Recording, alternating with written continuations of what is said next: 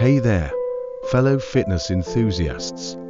Today, we're diving into the world of calisthenics skills progression, and I've got some fantastic tips to share with you. So, buckle up and let's get started. First up, let's talk about push-up positions. To avoid straining your lower back, make sure your hips are lower than your shoulders. This simple adjustment will help you maintain proper alignment and keep your spine in a neutral position. Trust me, your body will thank you for it. Now, on to pull-up positions. When you're in the air during a pull-up, it's crucial to maintain a straight arm position and keep your elbows tucked. This will engage your lats and ensure that you get the most out of each rep. Hey there, hustlers.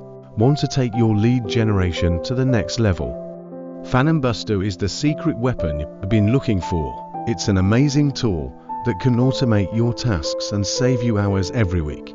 And guess what?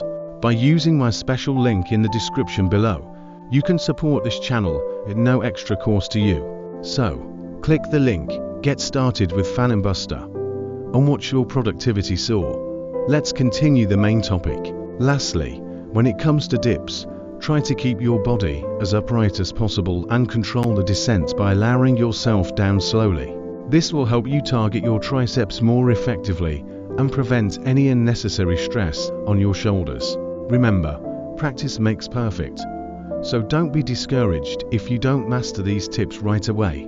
Keep working at it, and soon enough, you'll be nailing those calisthenics moves like a pro. Thank you so much for tuning in today. If you found these tips helpful, please give this video a thumbs up, and don't forget to subscribe for more fitness advice and workouts. Until next time, stay strong and keep pushing yourself.